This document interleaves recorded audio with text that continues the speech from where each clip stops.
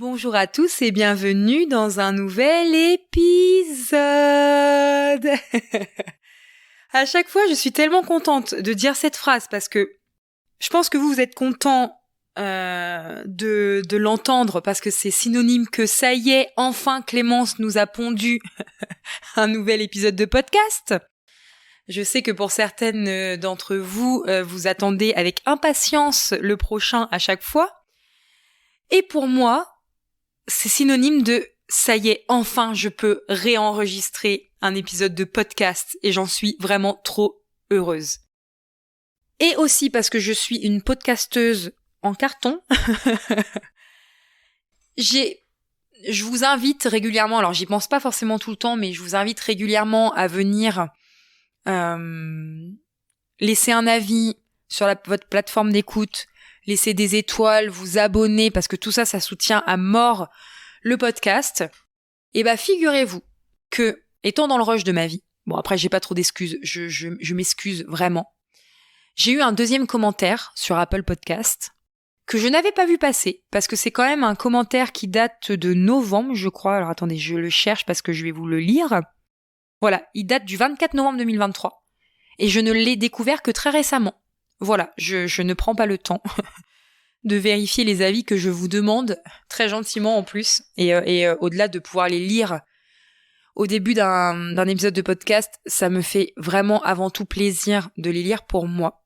Donc, il y a une personne, alors je voudrais pas écorcher le pseudo, Liang Jieyu, voilà, je ne sais pas si je l'ai bien prononcé, qui m'a laissé un commentaire, 5 étoiles, merci beaucoup, qui a marqué la Slow Life enthousiaste en titre, et qui m'a dit « Super découverte que ce podcast, des épisodes passionnants, ponctués de bons conseils et astuces, et du rire communicatif de Clémence, qui me met le sourire aux oreilles à chaque fois. Bonne humeur garantie. » Et merci beaucoup pour ton commentaire. Déjà, ça m'a fait beaucoup sourire parce que tu n'es pas la première personne à me parler de mon rire. Ça revient beaucoup dans nos échanges en message privé. Et je suis contente, en fait, au-delà de tout ça, je suis contente parce que tu as tellement bien résumé ce que j'ai envie de vous transmettre quand j'enregistre un épisode. Je parle de ma propre expérience, je donne des conseils que normalement j'applique, sauf si je suis parfois mauvais élève, voilà, comme tout le monde. Et j'adore rigoler, et j'adore transmettre quelque chose, et j'adore, voilà. Donc merci beaucoup pour ton commentaire. Parce que c'est tout moi, voilà, c'est ce que je suis, voilà. Donc, j'avais envie, à la base, de faire un épisode un peu plus, alors toujours très sérieux, mais un peu plus léger, parce que, en ce moment, comme j'ai pas le temps d'aller en profondeur dans les choses, je me suis dit, qu'est-ce que je pourrais faire dans toute la liste des épisodes, un épisode assez sympa, où on se prend pas trop la tête, où j'ai pas trop besoin de préparer en profondeur l'épisode et tout, et je me suis dit, allez, on va se poser, on va faire quelques listes par-ci par-là de ce que les gens peuvent avoir comme préjugés sur le minimalisme, sur le mode de vie simple, sur la simplicité. Et on va en faire un épisode de podcast et où je vais vous donner mon opinion sur le sujet, où je vais essayer sur certains points de déconstruire des idées reçues, selon mon propre point de vue, comme d'habitude.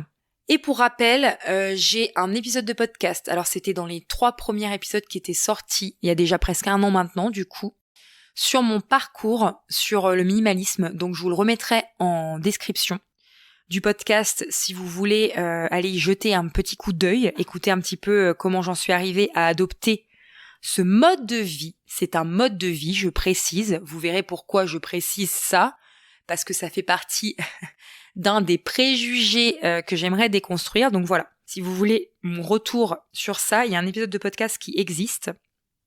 Et du coup, je vais juste vous faire un petit rappel. J'en avais déjà parlé dans cet épisode de podcast-là, mais je voulais vous faire un petit rappel de ma définition personnelle du minimalisme, qui globalement rejoint toutes les définitions. Je suis pas en train de me créer un truc pour me créer un truc, mais pourquoi je vous dis ma définition personnelle ? Parce que il y a autant, pour moi, dans mes convictions personnelles, il y a autant de minimalisme, de façon de vivre le minimalisme, que de personnes qui sont minimalistes. Je sais pas si c'est clair, je viens de m'embrouiller toute seule. Mais en gros, il n'y a pas qu'une seule façon d'être minimalisme, il n'y a pas qu'une seule façon d'adopter un mode de vie simple, même s'il y a plein de choses qui se recoupent si vous voulez. Le fait de consommer de façon plus raisonnable, le fait de faire attention à la planète, le fait de consommer pour des choses qui nous font plaisir, mais le plaisir n'est pas le même chez tout le monde, le fait de se simplifier la vie, enfin voilà, il y a plein de choses qui se recoupent dans le mode de vie minimaliste, mais chaque personne va être différente dans son cheminement, et chaque personne va être différente dans ses besoins au quotidien, vous voyez ? C'est là toute la nuance déjà du mode de vie minimaliste. Donc moi, ma définition, qui est au départ assez standard par rapport à tout ce qu'on peut voir, c'est que le minimalisme, c'est un mode de vie qui vise à éliminer le superflu et à ne conserver que l'essentiel. Et moi, j'aime bien rajouter, alors il y a d'autres personnes qui le font aussi, mais j'aime bien rajouter selon ses propres critères, selon nos propres critères à chacun. C'est vraiment un mode de vie qui vise à éliminer le superflu et à ne conserver que l'essentiel selon ses propres critères. Et c'est ça qui est important pour moi à retenir, parce que chacun a son mode de vie du quotidien, chacun a ses passions, chacun a ses trucs qu'il aime, qu'il aime pas, chacun a ses besoins, enfin, vraiment on est tous uniques, et ça vous le savez depuis le début que je prône vraiment l'unicité de chacun. Et donc du coup c'est hyper important de se mettre ça en tête, vraiment. Alors je dis pas que c'est tout le temps facile, parce que quand on a je voudrais quand même faire cette parenthèse sur ce qui me vient en tête quand je vous parle, c'est que quand on a des convictions fortes, que ce soit sur n'importe quel sujet de la vie, du quotidien, etc., ça peut être le minimalisme, ça peut être le végétarisme, ça peut être le mariage, les enfants, enfin tous les sujets possibles et inimaginables, quand on a des convictions fortes, le plus souvent, et je m'inclus dedans, vraiment je m'inclus dedans, on a envie de convertir tout le monde à la même chose que soi. Et moi, sachant que, pour ceux qui ne le savent pas, je suis consultante en organisation, je suis home organizer, j'aide les gens à se désencombrer, à trier, à ranger, etc., etc. Donc, il faut que je fasse encore plus attention que chacun aura ses besoins et que c'est pas parce que moi, dans mon mode de vie de minimalisme à moi, dans la façon de faire dans mon quotidien, il faut que je fasse attention à pas imposer ça, vous voyez, maladroitement, inconsciemment et tout ça à mes clients. Qu'à la fin, ils gardent toujours leur libre arbitre, de dire moi ça je m'en sers, vraiment. Et c'est pas parce que moi, en tant que personne, Clémence et tout ça, je ne m'en sers pas, que je dois venir influencer les autres. Alors moi, c'est encore plus flagrant parce que comme je vous dis, c'est mon métier, mais c'est pareil en fait.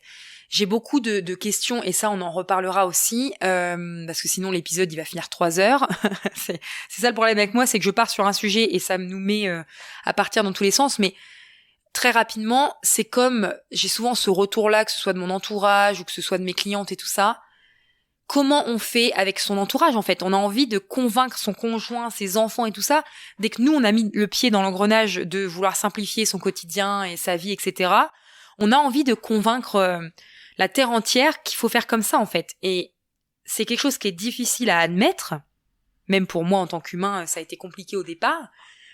Je suis toujours chiante avec mon conjoint, il pourrait vous le dire s'il était à côté de moi pendant que j'enregistre cet épisode.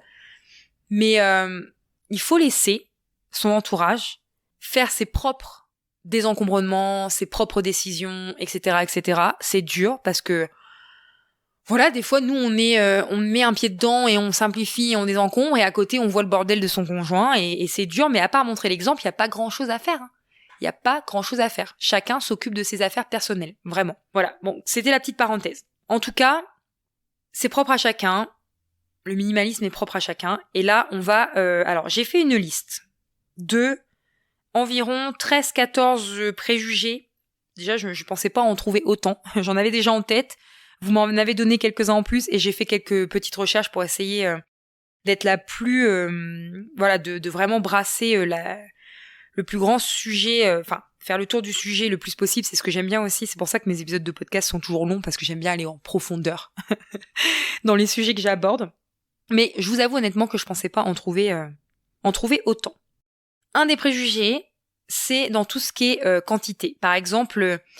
quand j'entends moi je pourrais pas vivre uniquement avec 100 objets, parce que c'est vrai que on peut voir passer, alors en ce moment je le vois moins, mais après je suis moins dans la recherche aussi, mais j'ai souvent vu passer, être minimaliste, c'est vivre avec uniquement 100 objets, 200 objets, 50 objets, enfin avec un nombre précis.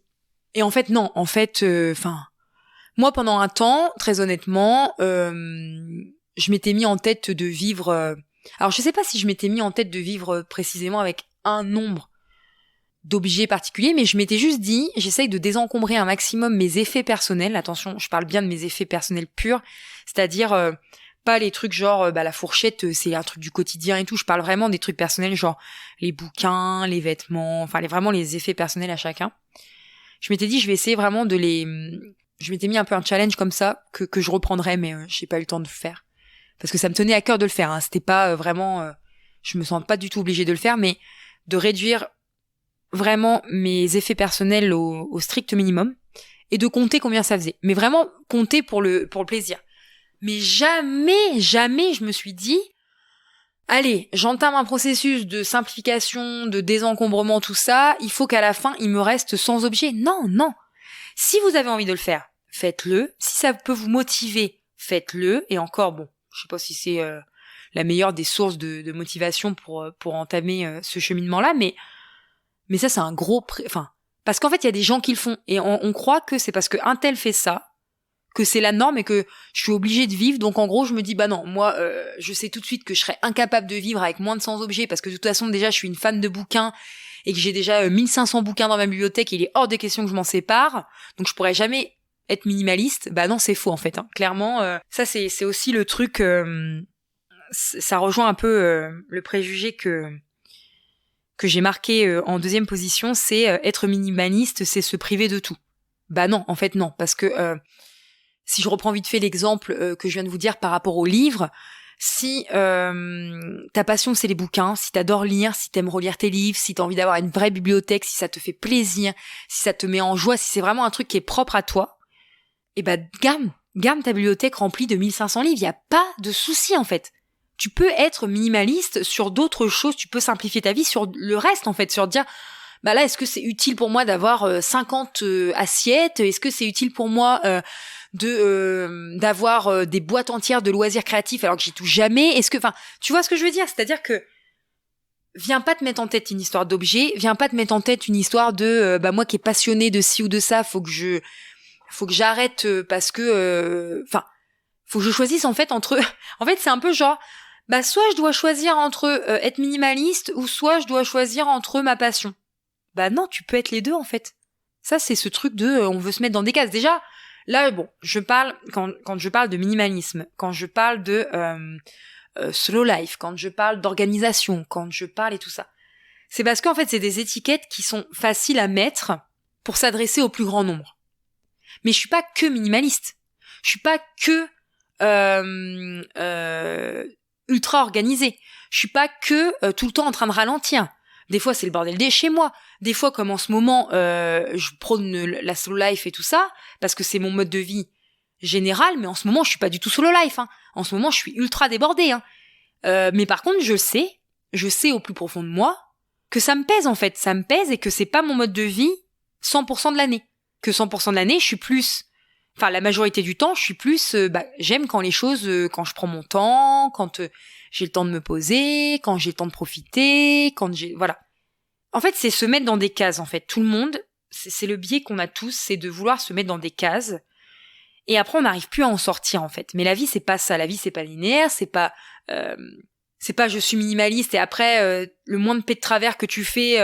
ouais, voilà, encore une expression pour mon amie Héloïse. Le moins de pets de travers que tu fais, tout de suite, t'as la police des minimalistes parfaits qui viennent et qui disent « Non, mais tu dis que t'es minimaliste. » Et puis là, regarde, ta maison a des gueules de bouquins. Je suis désolée, je fais une fixette sur les bouquins, mais en même temps, j'aime moi-même les livres. Alors, j'aime les livres, je n'ai pas de bibliothèque. Parce que je me suis rendu compte que c'était pas mon rêve à moi, en fait. C'était les projections que les autres m'envoyaient avec leurs propres rêves. Donc moi, je lis mes bouquins, je garde... Alors c'est vrai que vous voyez jamais mon bureau. J'avais montré mon bureau vite fait, mais j'ai 2 petites étagères de bouquins vraiment que j'ai envie de garder parce que c'est des bouquins sur la simplicité et l'organisation que je kiffe et voilà. Mais je lis aussi beaucoup de romans et je les refais circuler. Mais si t'aimes les bouquins et que t'as envie d'avoir ton étagère qui t'égueule, mais fais. Vraiment, voilà. Donc arrêtons de nous mettre dans des cases. Et non, le minimalisme, ce n'est pas vivre uniquement avec 100 objets. Et non, là je vais enchaîner sur la deuxième pour développer un petit peu plus. Le minimalisme, ce n'est pas se priver de tout.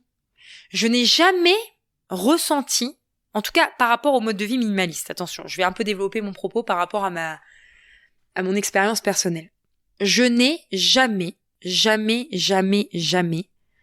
ressenti un sentiment de privation du fait d'avoir choisi de vivre un mode de vie minimaliste. D'accord ?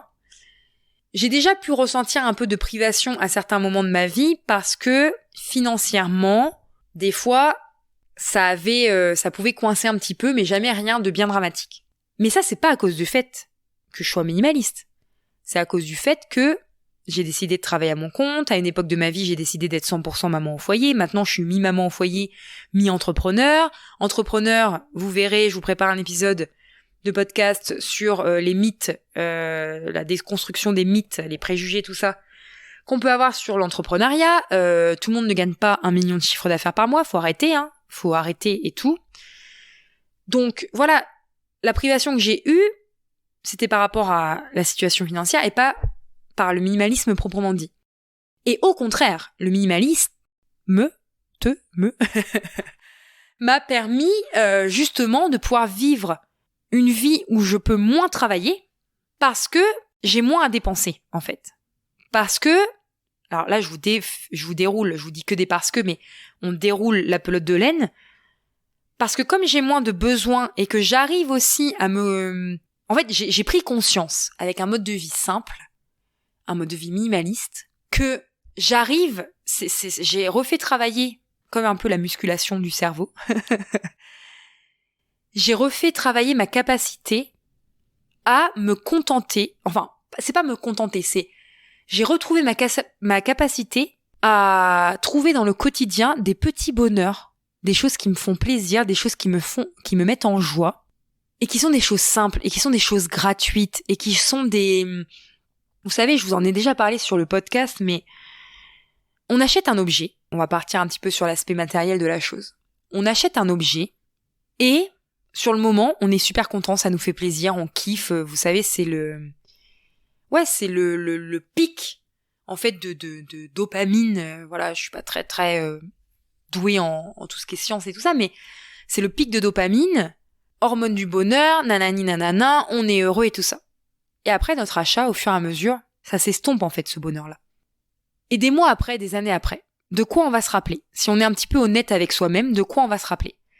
Est-ce qu'on va se rappeler de la dernière babiole qu'on a achetée il y a 6 mois ? Ou est-ce qu'on va se rappeler genre, oh putain, pardon. Bon, j'ai dit un gros mot, mais c'est mon podcast.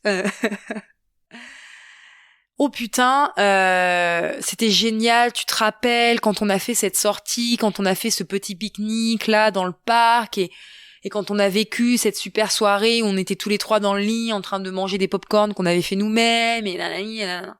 Et bah si on est un petit peu honnête avec soi-même, en tout cas moi j'ai été honnête avec moi-même, et bah c'est le souvenir dont je me rappelle en fait. L'objet, ça passe après, hein. Franchement, sincèrement, plus on pratique ça et plus ça passe. Donc en fait, j'ai pas la sensation de me priver. Déjà parce que je mets mon argent dans des expériences, parce que déjà je me prive pas. Par contre, j'achète pas des babioles tous les 4 matins parce que ça m'est passé, hein. C'était le cas avant dans une autre vie. Mais j'ai été comme tout le monde, mais ça m'est passé. Mais par contre, j'hésite pas une seule seconde à me faire plaisir, à aller voir régulièrement des concerts, à sortir au restaurant, alors je le fais pas tout le temps non plus parce que voilà, je roule pas sur l'or, je préfère mettre à profit le fait que j'ai moins besoin d'argent pour avoir moins à travailler.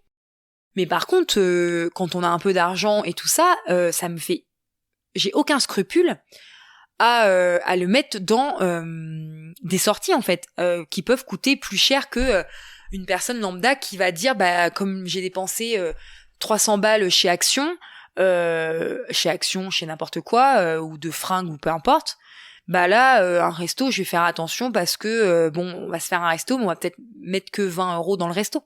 Et ça m'arrive de faire des restos qu'à 20 €, mais tout ça pour dire que moi par contre, vous voyez, pour la Saint-Valentin par exemple, on a voulu se faire un petit quelque chose, même si comme je l'ai dit, on n'attend pas ce jour-là pour se faire une petite attention, une petite activité, mais là, pour marquer le coup, on s'est acheté, on a commandé un plateau charcuterie fromage très élaboré d'une petite entrepreneur qu'on connaît qui fait ça. On l'a payé 60 €. J'aurais pu, au départ, je voulais le faire moi-même parce que je cherche quand même sur certains points. J'aime bien. En fait, c'est pas ça, c'est un. On en reviendra juste après sur le préjugé que d'être minimaliste, c'est être radin. Non, pas du tout. Parce que voilà, comme je vous dis, je suis capable de mettre des grosses sommes d'argent dans des choses qui ont de l'importance pour moi. Mais j'aime aussi faire des économies, en fait. J'aime. Mais ça, pour moi, c'est indépendamment. Tu peux ne pas être minimaliste et aimer faire des économies quand même et que ta maison soit pleine à craquer. Hein. Il y a pas de. Enfin, je veux dire, l'un n'est pas incompatible avec l'autre, en fait. Mais voilà, j'ai mis 60 € dans un plateau repas que j'aurais pu faire moi-même, mais sur le coup, ça m'a fait plaisir, en fait. Donc vraiment, j'ai pas la sensation de me priver. J'ai pas non plus la sensation d'être radin, parce que ça, c'est un autre préjugé que je m'étais noté quelque part. C'est juste que je mets l'argent où ça me fait vraiment plaisir. Et surtout, voilà, enfin, moi, j'insiste vraiment sur ce point-là parce que on est toujours en train d'assimiler tout à l'argent et tout ça, voilà, et bon, j'ai aucun tabou avec l'argent et vous savez que j'en parle vraiment très ouvertement.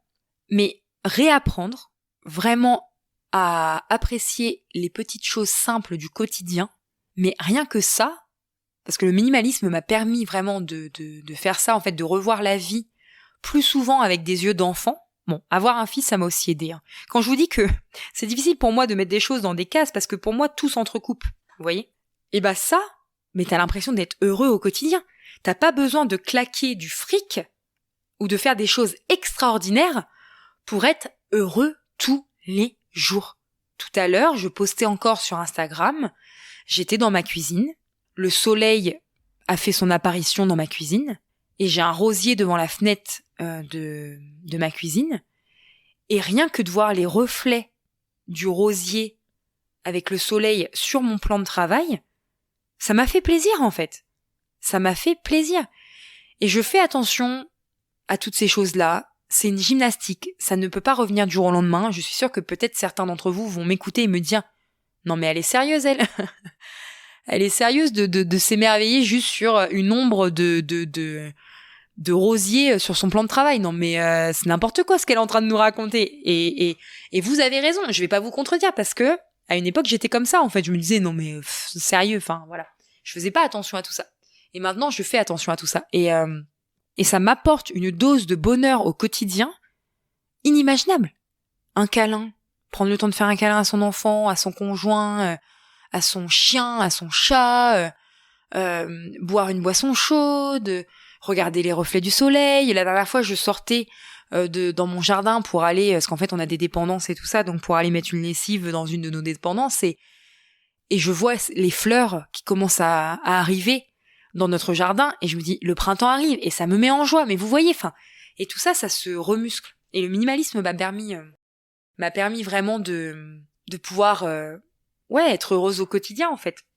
Et la gratitude aussi, pratiquer la gratitude, et ça, j'en avais déjà parlé, mais tous les soirs, on essaye, alors pas tous les soirs, ce serait mentir de vous dire tous les soirs, parce que c'est vrai que j'en ai marre, des fois, de voir des trucs, les gens, ils croient que, je sais pas, quelqu'un, il va présenter sa morning routine, et les gens, ils croient que tous les matins, il va faire cette morning routine-là. Enfin, faut arrêter à un moment donné de croire à un monde de bisounours. Enfin, voilà, faut un peu nuancer. Mais voilà, le soir, régulièrement, avec mon conjoint et mon fils, on se raconte 3 choses qu'on a aimées dans la journée, et parfois, on a l'impression que ça va être dur de trouver 3 choses qu'on a aimées dans la journée. Et puis finalement, on a été content de se retrouver, ou on a été content de manger le repas qu'on est en train de manger, et ça n'a pas besoin d'être quelque chose d'extraordinaire pour avoir kiffé en fait. C'est ça. Bref. Si avec 3 préjugés, on en est déjà à pratiquement 1 heure d'épisode, vous allez me kiffer les amis. Peut-être que je vais faire un record de longueur de podcast. Un autre préjugé que j'avais noté, mais c'est bien parce que en discutant, là vous voyez, j'en ai dit 3 d'un coup quoi. Donc un autre préjugé que j'avais noté, être minimaliste, c'est éliminer les objets superflus. Et une fois que j'ai tout désencombré, c'est fini, je passe à autre chose et tout ça. Ajouter à cela, on va discuter de ces points-là. Ajouter à cela, donc déjà je parle d'objets superflus, vous avez entendu, j'ai dit être minimaliste c'est éliminer les objets superflus. Alors, spoiler alert, non, le minimalisme ce n'est pas que s'attaquer à l'aspect matériel. Et ça d'ailleurs je vous en referai un épisode de podcast, il y a aussi toute la partie immatérielle. Le minimalisme c'est une fois que j'ai désencombré c'est fini, on passe à autre chose, non. Et c'est un effet de mode, non. Alors, je vais développer. Le minimalisme, faut arrêter de dire que c'est que les objets. Parce que c'est aussi désencombrer son agenda. C'est aussi poser ses limites. C'est aussi faire le tri dans ses relations. Apprendre à dire non. En gros, ça ne s'arrête pas aux objets. C'est pas dès qu'on a fini de désencombrer, c'est fini.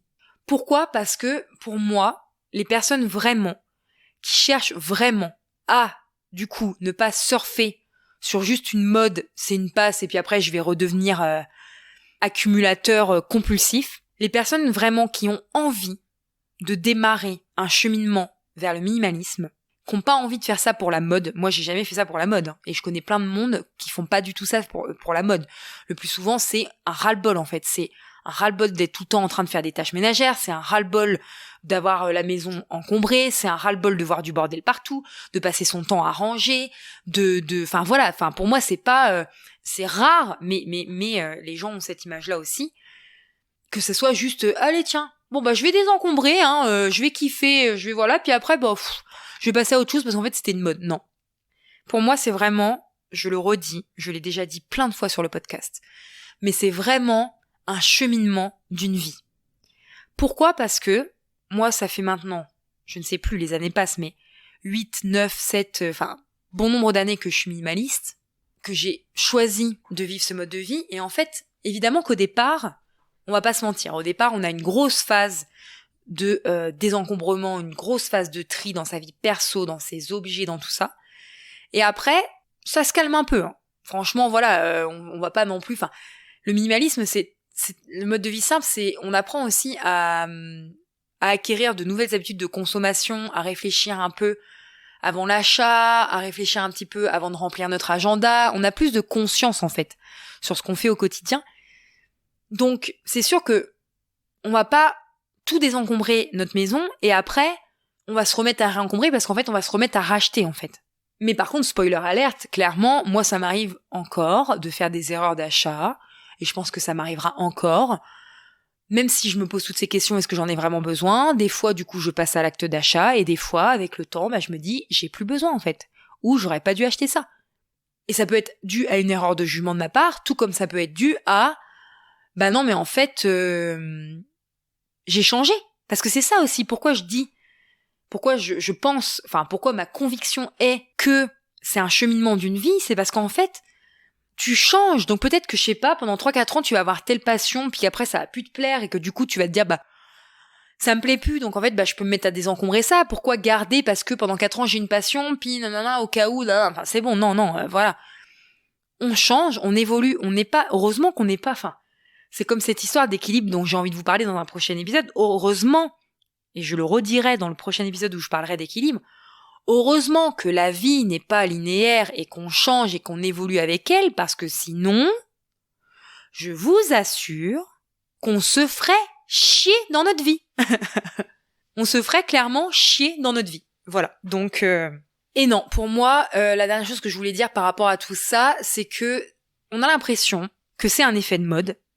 Et les gens qui ont cette impression-là, je peux pas les blâmer. D'ailleurs, toutes les personnes qui ont des préjugés de manière générale, que ce soit sur le minimalisme ou sur autre chose, c'est parce qu'en fait, le plus souvent, on nous montre une façon de faire ou quelques façons de faire, mais on ne nous montre pas toutes les étendues des possibilités. Et c'est ça aussi que j'aime bien faire sur ce podcast, c'est d'amener de la nuance et de montrer que il y a tellement de façons de faire les choses de manière générale que vous cantonnez pas, ne restez pas uniquement sur ce que vous voyez parce que en fait tout le monde a cette idée-là, parce que c'est ce qu'on voit le plus souvent et parce que voilà.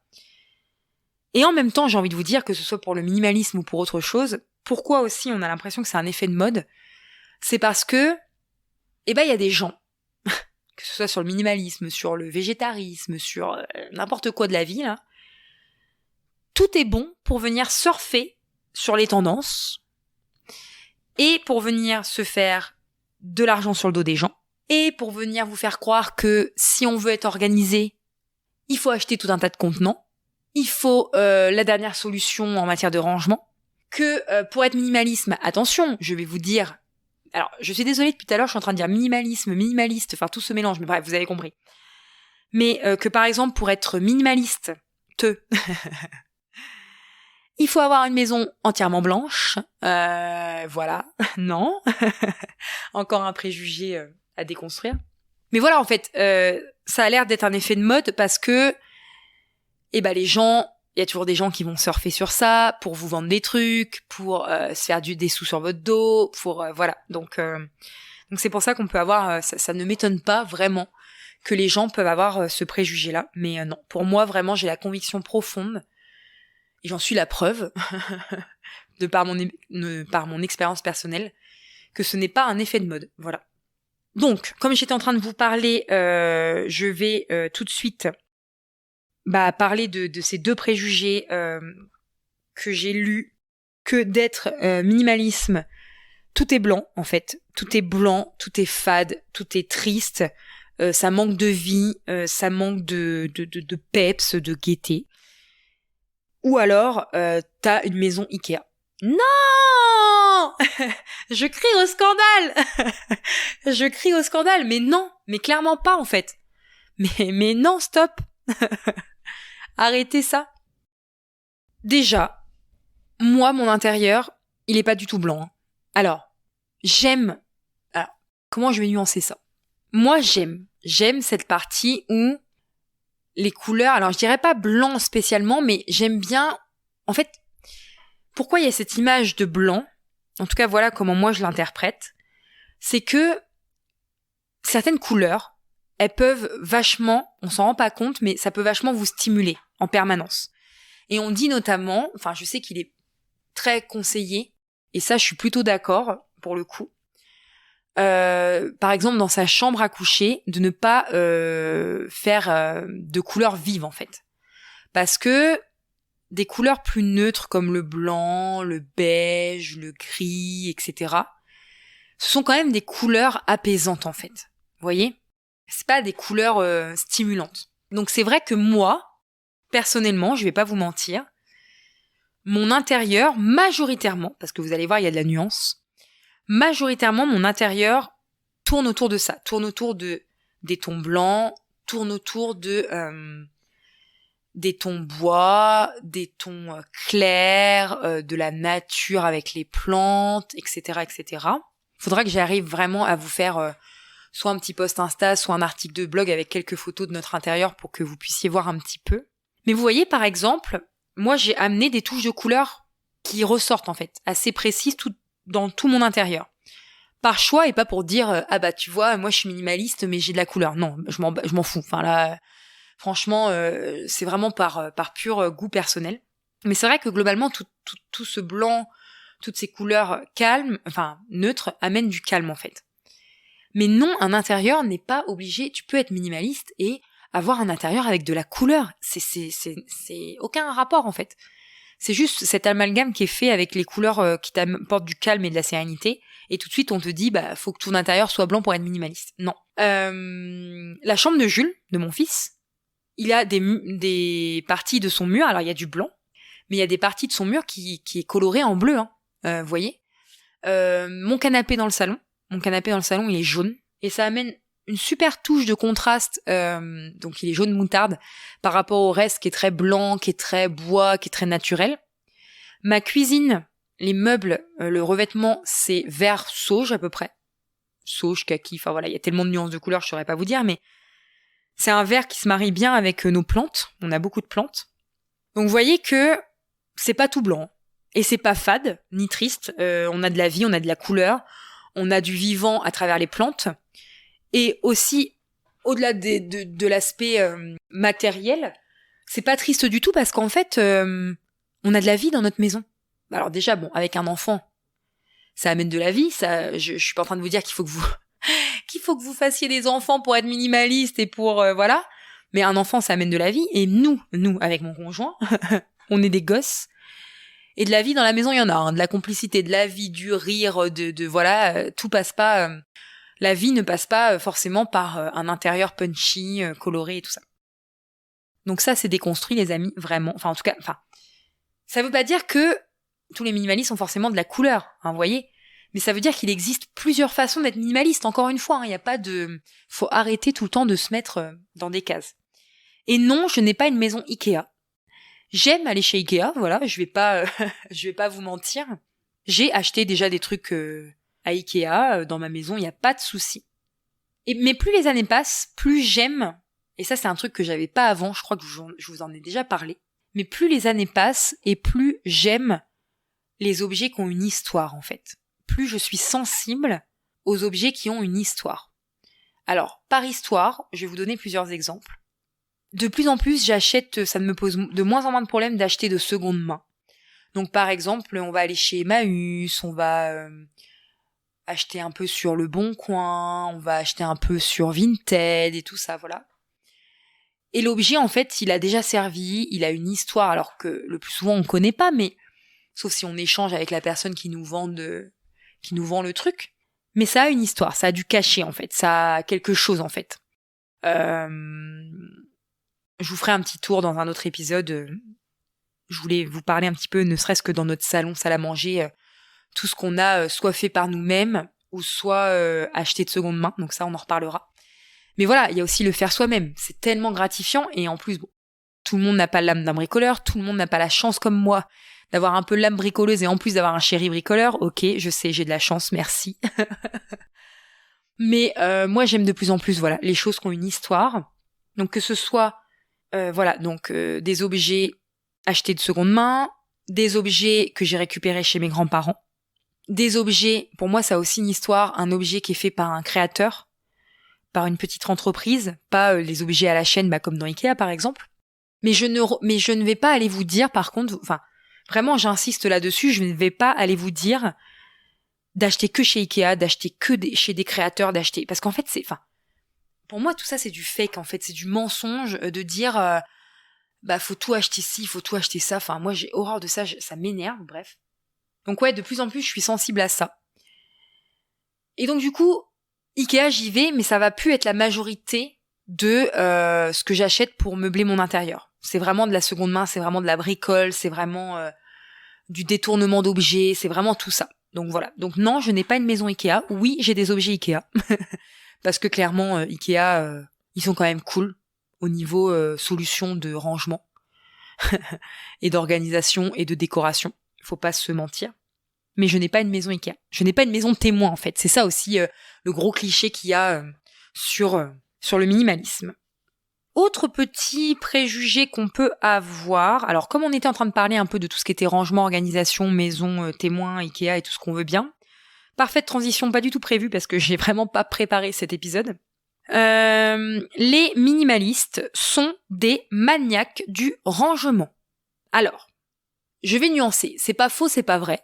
Ça, c'est bien une réponse de Normand. Mon opinion là-dessus. Enfin, en tout cas, l'expérience que moi j'en ai, c'est que moi, je suis quelqu'un, j'adore l'organisation. En tout cas, en même temps, si j'en ai fait mon métier, c'est pas pour vous dire, non, j'ai horreur de faire de l'organisation parce que moi, faire un métier qui correspond pas à ma vie, c'est très compliqué pour moi. Et je sais que c'est pas donné à tout le monde de pouvoir faire ça. Je sais qu'il y a des gens qui sont obligés de supporter des métiers qui vont contre leurs convictions, mais voilà, on est comme tout le monde, faut bien se nourrir à la fin du mois. C'est un tout autre débat, mais en tout cas, je suis quelqu'un d'organisé, je suis quelqu'un qui aime l'organisation, je suis quelqu'un qui partage avec les personnes que j'accompagne mon amour pour ça. Donc je vais pas vous dire que alors je suis pas une maniaque du rangement, mais je vais pas vous dire non plus que je suis total freestyle et que j'aime pas le rangement et que j'aime quand ma maison soit en bordel. Mais ce qui fait, on se le rappelle en fait, être minimaliste, c'est posséder moins. Donc posséder moins, c'est aussi pouvoir ranger plus facilement. C'est aussi prendre l'habitude de définir une place pour chaque chose. Donc partant de ce postulat-là, la majeure partie du temps, notre maison est rangée. Et notre maison est rangée hyper facilement. Donc ça peut renvoyer cette image de maniaque du rangement et tout ça. Mais je vais vous déconstruire encore un truc, c'est que des fois c'est le bordel chez moi. Ça existe. Il y a des fois où c'est le bordel. Il y a des fois où la vaisselle est pas faite, il y a des fois où ça traîne, il y a des fois où dans la chambre de mon fils ça traîne, il y a des fois où il y a du bordel qui traîne partout. Et c'est ok en fait. C'est ok. C'est sûr que la différence qu'il y a avec une personne standard, lambda, normale, qui n'est pas minimaliste, voilà. Et c'est pas parce que vous êtes pas minimaliste que vous êtes banal, hein. C'est un défaut de parole. Vous avez sûrement plein d'autres particularités très chouettes sur votre vie de manière générale qui font de vous quelqu'un d'unique. Il n'y a pas de souci là-dessus. Je ne suis pas du tout en train de juger et dire que vous êtes banal si vous n'êtes pas minimaliste. Je préfère le préciser. Mais c'est sûr que on a moins de mal à ranger. Ça va plus vite en fait. Dès que c'est le bordel, le jour où on est motivé, on va se dire bon allez là maintenant c'est bon, le bordel je l'ai vu pendant 3 jours, ça me saoule. Bah quand je vais me mettre à ranger, bah c'est hyper simple en fait, clairement. Enfin, c'est aussi une des raisons pour laquelle on a envie de plus de simplicité dans sa vie. Hein. Mais voilà, à moins d'être comme moi baigné dedans, on n'est pas tous des maniaques de rangement parce qu'on est minimaliste. Hein. C'est juste oui notre intérieur est plus facilement rangé parce qu'en fait on possède moins de choses. Hein. C'est plus dans ce sens-là. Une que j'aime beaucoup, je vais vous la dire tout de suite parce qu'elle me fait beaucoup sourire. Quand on est minimaliste, on porte toujours les mêmes fringues. Et bah ça c'est pareil que la réponse d'avant, c'est pas faux, c'est pas vrai. En fait, on a moins de vêtements, clairement, dans notre garde-robe. En tout cas pour ceux qui, comme moi, pour ceux que les vêtements n'ont pas trop d'importance dans leur vie, parce qu'on peut être minimaliste et par contre les vêtements on se lâche, hein, y a pas de souci, même si quand même, je voudrais quand même apporter une petite précision, c'est que si vous avez un dressing avec, je sais pas moi, j'ai jamais compté, hein, mais c'est encore ce truc de compter, mais bon, admettons vous avez un dressing avec 500 000 pièces, est-ce que réellement sur une année vous pouvez porter tout ça? J'en doute, mais bon, après c'est ma propre opinion. Mais c'est vrai que moi, je porte toujours les mêmes fringues, parce qu'en fait j'ai pas beaucoup de fringues. Je vous montrerai un de ces quatre la taille de ma penderie et de ma commode. On se partage déjà, pour vous donner une idée, on se partage déjà une commode de 4 tiroirs avec mon conjoint. On a chacun 2 tiroirs.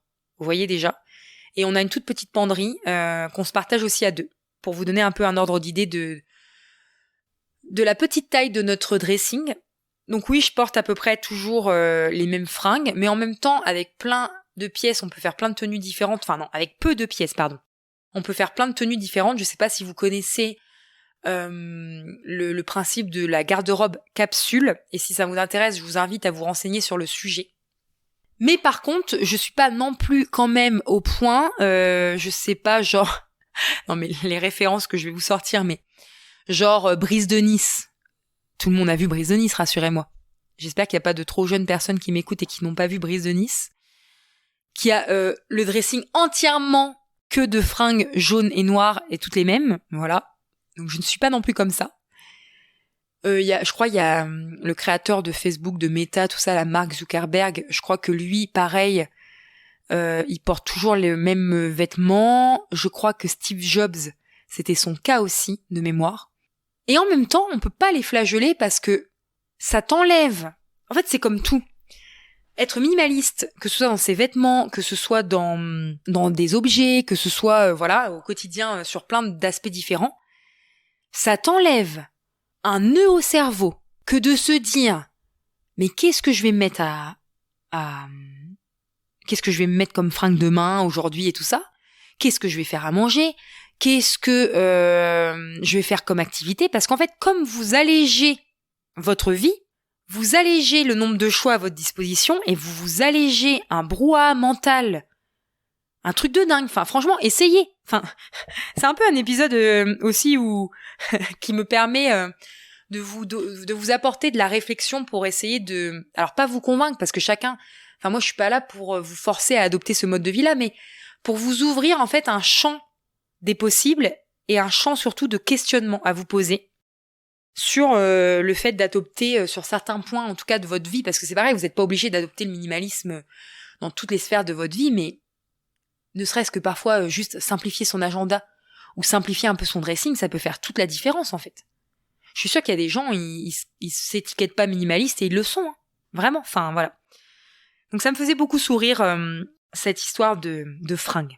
Alors après, il y a tout ce qui tourne, on en a déjà un petit peu parlé, mais il y a tout ce qui tourne un petit peu autour de l'argent. Donc comme le minimalisme, c'est un truc de riche, c'est accessible que aux gens qui sont riches, parce qu'on peut parfois assimiler le minimalisme avec le luxe, en fait. Vous savez, pas forcément des intérieurs tout blancs, mais des trucs très épurés, très architecturaux, très pièce de créateur qui coûte 10 000 balles, qui fait exploser tout ton PEL. Enfin, donc ça peut être genre, voilà, le minimalisme, c'est pas pour moi parce que c'est un truc de riche. Bah non, enfin, je vous le redis encore, mais très rapidement, enfin moi, on vit sur un seul salaire, hein, et on est minimaliste et voilà. Donc non, c'est pas que un truc de riche. Au contraire, le minimalisme, c'est t'es radin. Bah non, parce que comme je vous l'ai dit tout à l'heure, je me fais plaisir sur ce que j'ai envie de me faire plaisir, donc voilà.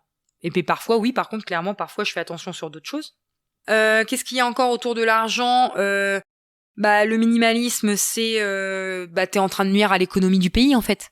Parce que comme t'as changé d'habitude de consommation, comme tu consommes de manière plus raisonnée, comme tu fais plus attention, à cause de toi, y a des gens, l'économie, machin. Non mais, enfin... On consomme différemment, mais on continue de consommer, hein. Le pays va pas s'arrêter à cause de nous, les amis, hein. Vraiment. Donc il y a ça. Il y a aussi tout ce truc genre... il y a aussi ce truc, minimaliste, du coup, tu reviens... être minimaliste, c'est un peu vivre comme dans l'ancien temps, quoi. En gros, on retourne à l'époque de nos grands-parents. Parce que, en fait, moi, par exemple... je suis minimalisme, je vais pas aller acheter tous les gadgets de cuisine parce qu'au final, je me suis rendu compte que j'en avais des gadgets de cuisine. Hein, avant, j'étais pas minimaliste. Hein, je suis pas née minimaliste. Quoique les enfants naissent minimalistes, hein, c'est nous qui venons leur combler tout un tas de besoins qu'on croit qu'ils ont et en fait, eux, ils se contentent d'un bâton et d'un caillou. Voilà. Mais ouais, du coup, pour en revenir à cette histoire de trucs, par exemple dans la cuisine. J'avais plein de gadgets avant et au final tu mets plus de temps à nettoyer tous les petits gadgets à la con que de dire attends, je vais juste sortir un couteau et une planche à découper, en fait.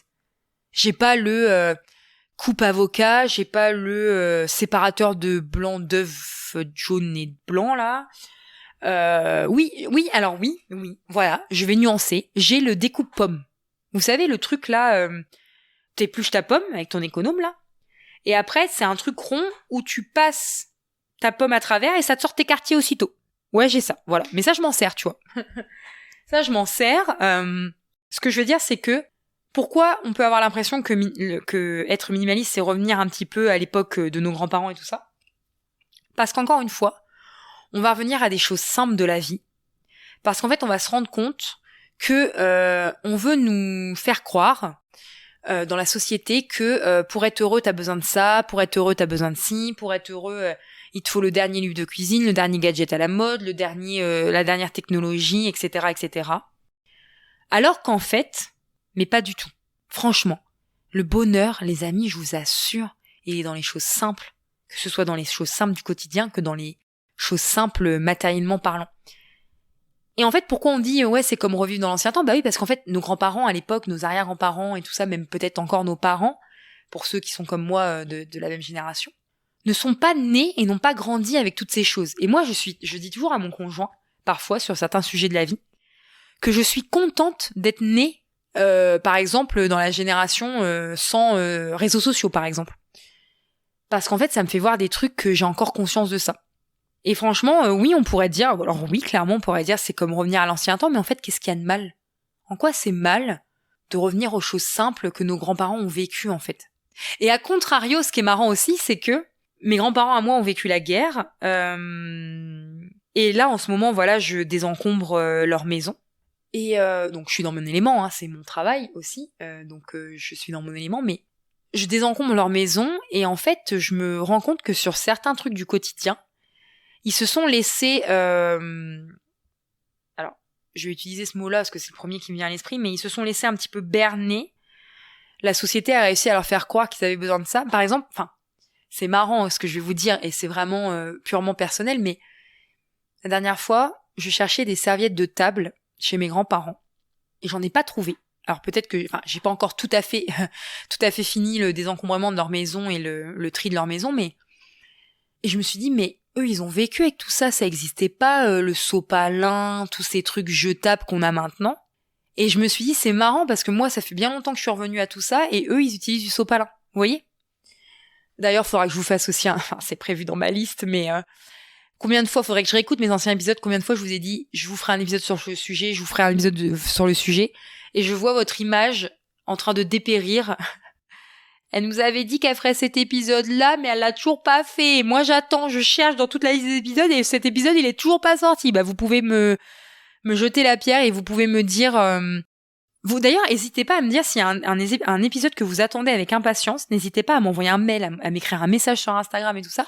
Je le ferai remonter dans ma liste de priorité d'épisodes, il n'y a pas de souci. J'aime vraiment pouvoir créer un espace de collaboration entre nous. Vraiment. Ce podcast, c'est pas moi, c'est moi qui fais mon monologue derrière le micro, mais c'est aussi...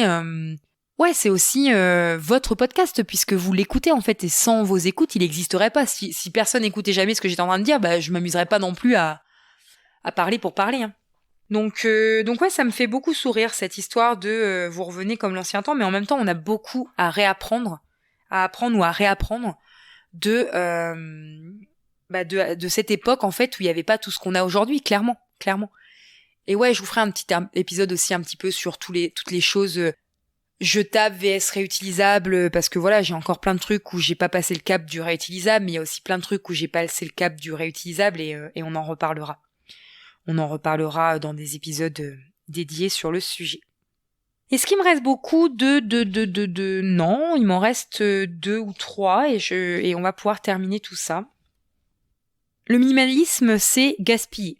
Pourquoi on a cette image-là du minimalisme ? Parce que déjà, on a aussi cette image genre je vais jeter. Alors jeter non, parce que ça c'est pareil. On ne jette pas. Franchement, pareil, je vous remettrai le lien de l'épisode en description.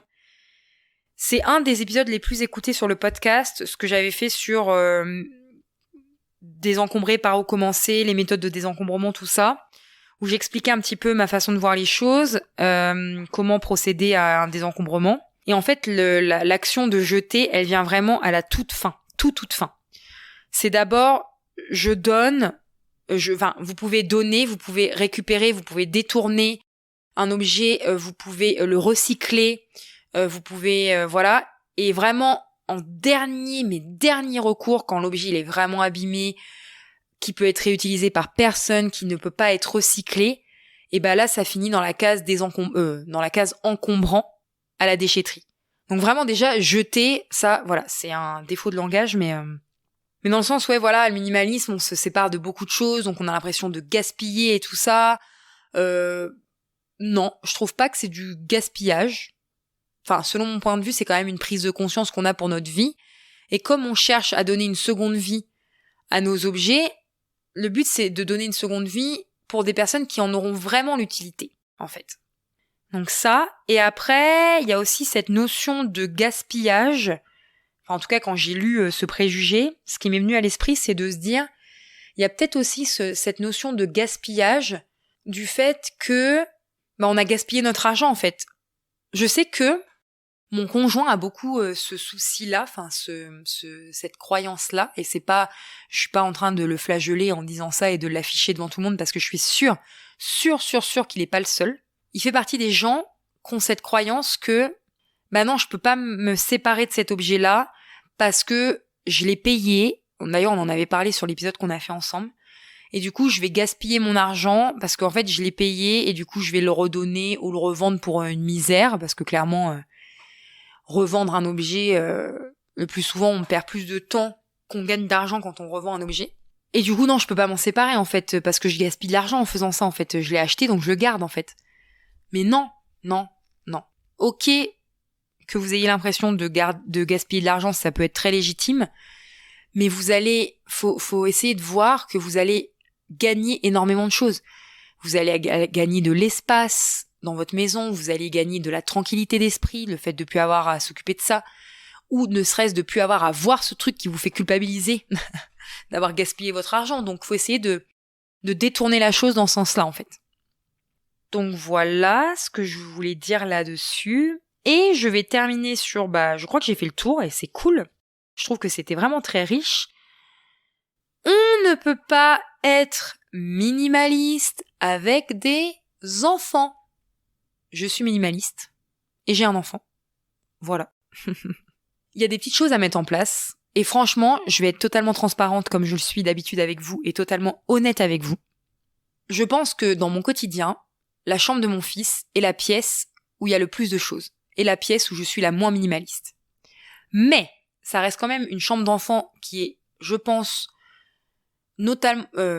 après, c'est pas un concours ce que je vais vous dire, mais c'est pour vous mettre en nuance un peu tout, c'est que ça reste une chambre d'enfant qui reste assez simple quand même, qui n'est pas encombrée, qui n'est pas, vous savez, à déborder, vraiment. Mais c'est quand même une des pièces de la maison la plus... où il y a le plus d'objets en fait, le plus de on va dire de concentration au mètre carré d'objets. Et c'est ok, enfin il y a pas de règle encore une fois, il y a pas de voilà. On peut être minimaliste avec des enfants, on peut, alors si on parle d'un point de vue matériel, mettre en place des astuces pour ne pas se laisser envahir par toutes ces jouets, par toutes ces activités manuelles, par tout par tout l'univers en fait de l'enfance, de la puériculture et tout ça. Ça, j'en reparlerai aussi. Enfin, j'ai déjà fait. De toute façon, je vous mettrai aussi en lien en description. J'avais déjà fait un épisode sur revenir à l'essentiel dans une chambre d'enfant. Et je sais plus comment ça s'appelle exactement, mais mener une vie simple avec des enfants. Voilà. En fait, je suis en train d'épiloguer sur un truc que j'ai déjà été dans le détail. Il y a déjà 2 épisodes assez complets sur le sujet, de plein de choses que vous pouvez mettre en place pour être minimaliste avec vos enfants. Donc je vais pas ressortir, parce qu'en fait je vais vous répéter clairement ce que je vous ai déjà dit, et ça va être long et chiant pour vous. Donc je vous invite vraiment à écouter les épisodes sur le sujet.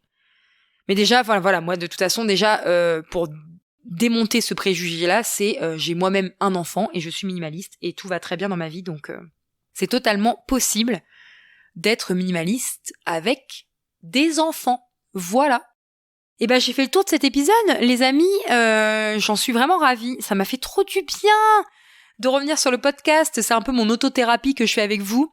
D'ailleurs, pour la petite anecdote, j'ai changé la description de mon podcast parce qu'en fait, ok, je parle de minimalisme, ok, je parle d'organisation, ok, je parle de slow life, et je continuerai à en parler, mais en fait, avant tout, et vous pourrez lire la description du podcast mis à jour si ça vous intéresse. Mais avant tout, je parle de tous les sujets qui me tiennent à cœur et de tous les sujets du quotidien et issus de ma propre expérience. Et c'est ça qui me fait vibrer en fait, de toujours parler avec le cœur, de toujours pouvoir vous illustrer par rapport à mon propre chemin de vie. Et c'est ça qui me fait kiffer. Donc c'était important pour moi de remettre ma petite présentation du podcast à jour. Et d'ailleurs, il y a quelques mois maintenant, j'avais changé la catégorie de mon podcast parce qu'en fait la catégorie était mon podcast était dans la catégorie développement personnel et je l'ai mis dans la catégorie journal intime. Voilà. Donc ça c'est du détail pour vous, mais en gros parce que avant tout c'est issu vraiment de ma propre expérience et que je suis pas là pour vous délivrer des conseils standards. Enfin, il y a des conseils standards, mais je veux dire, je suis toujours là pour nuancer et venir apporter ce petit truc de ma propre expérience personnelle, cette petite touche d'authenticité et de la vraie vie quoi en fait. Donc voilà. Et n'hésitez pas à venir échanger avec moi comme d'habitude, à venir me donner tous vos retours par rapport à l'épisode, de continuer à m'apporter votre soutien, de continuer à commenter, à mettre 5 étoiles, à mettre tous vos petits avis sur le podcast. J'en suis toujours ravie, ça me fait toujours plaisir, ça me pousse à vraiment continuer le podcast. Et je l'espère, je croise très fort les doigts. J'espère vous retrouver très bientôt pour un nouvel épisode, quand ma vie arrêtera d'être surchargée tout le temps d'un million de choses. Et en attendant, je vous dis à très bientôt pour un nouvel épisode.